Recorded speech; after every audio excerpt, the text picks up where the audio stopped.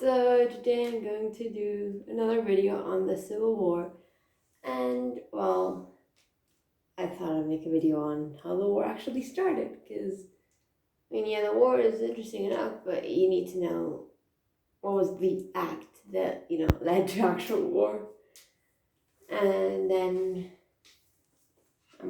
eventually I'm going to get into other topics, but today we're going to do the war, the beginning of the war. So you are in April 1861. And well, it's not exactly peaceful. It's not in a state of war either, it's very tense. The the Confederate States, they really want independence, and they really want to be their own confederacy. And it's actually looking like it may happen. This guy, the Union General in Chief, named Winfield Scott, thought, okay, there's a war coming. We need to stop it. We need to, not stop it, but either go all in or just not do it, because we can't half-ass a war. This was later became known as the Anaconda Plan. And what it would do, it would allow for the Union to take control of the Mississippi River, as well as blockading the ports of the southern seaports.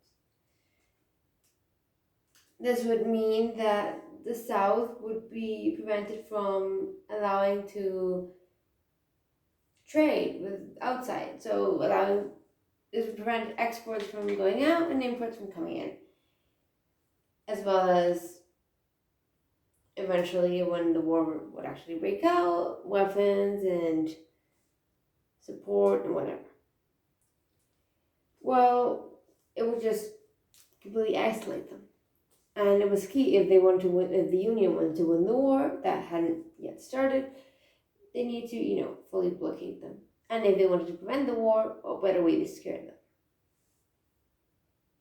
Lincoln, he wasn't exactly stupid. He knew perfectly well that he couldn't blockade the South.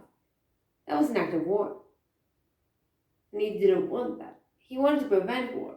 He knew if he had to go into war, he would go all out, but he wanted to avoid unnecessary loss of life. And one important thing is that the term an act of war is directly, an action taken directly against another state. If Lincoln were to actually do this blockade, which would be an act of war, that would mean that the Union considered the Confederacy as a state, not as the United States, as its own nation. And the Union didn't want that.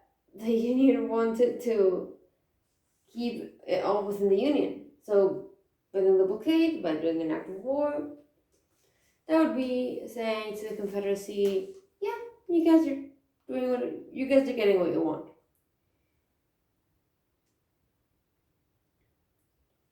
Well, Lincoln, he wasn't exactly bothered with the whole, it's an act of war, I don't know, he was more invested in the legal reason behind it. And all the legal kerfuffle, not the military one. But he still pressed through. He still did the blockade. Then later on Friday, April 12th, 1861, because what a better way to spend a Friday, the forces of the Confederacy, they started opening fire on Fort Sumter, which would be the first official military act of the war. So the Union Army had around 800 officers, even less, and enlisted men, 14,000. But that was not enough. They needed to get more and more men. The only thing that would really allow them to do so was the Militia Act of 1792, which would allow the president to call out the militia to suppress any insurrection. This was after around the time of the Whiskey Rebellion, if I'm not mistaken. I know the Whiskey Rebellion was around 1792, but I don't know the year. But it's probably linked to that. It's linked to Washington. Lincoln, he knew what he was doing, so he used his law, and on April 15th, managed to issue a proclamation saying that there was an insurrection going on and he needed to suppress it. This meant that he could get 75,000 men to join the Union Army, and even called Congress for a special session. On April 19th, Lincoln officially initiated the whole proclamation process to blockade the southern ports. And he actually he planned it, then he had to make it official. And how did he do this? He sent in a document. This would allow, there's this quote I want to read because it's a good one. The Secretary of State, this would allow, unquote, the Secretary of State to affix the seal of the United States to a proclamation setting on foot a blockade of the ports of the states of South Carolina, Georgia, Alabama, Florida, Mississippi, Louisiana, and Texas.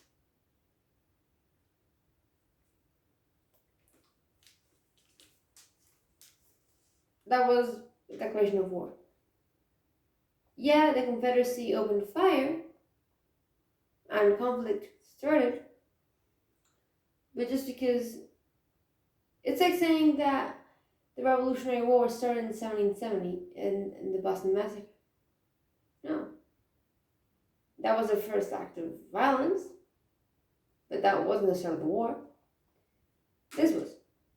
The blockade was, in terms of Civil War.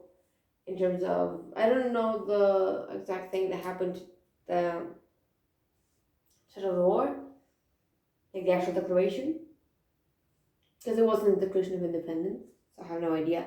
But here, it wasn't this conflict, it was the blockade. Because that meant that both sides wanted to cause violence against one side, against the other, I mean. So the Confederacy wanted to hurt the Union, and the Union wanted to hurt the Confederacy. So by the end of 1861, around 250 warships were on duty, and 100 more were being built by the Union. By the end of the war, 1865, around 600 ships were handling the blockade. And, well, they became more and more efficient, better at their jobs. I think by the time the blockade was 1 year old, the chances of your boat, if you were in the Confederacy, being captured was around 1 in 10. Then by 1864, 1 in 3, and then by 1865, 50-50. The blockade was quite a success. It limited the South both militarily and economically. And, well, I mean, it hurt them receiving crops and trading and exporting them.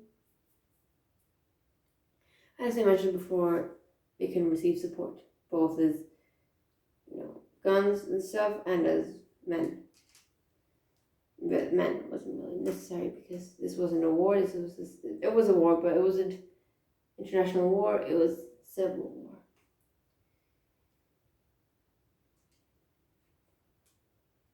And yeah,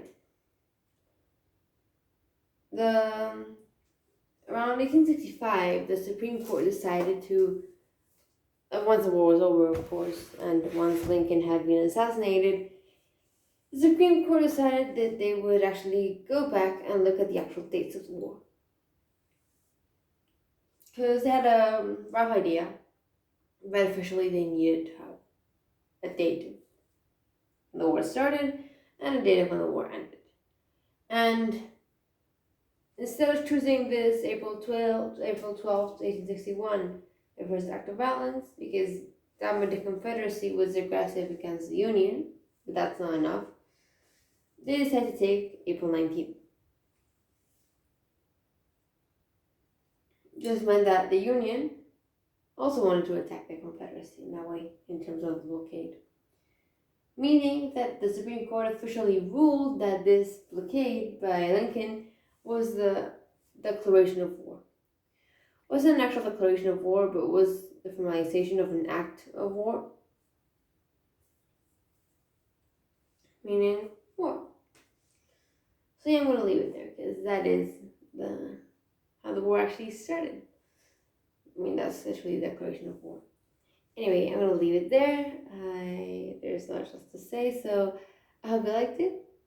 Hope you found it interesting, and yeah, thank you for watching. Bye!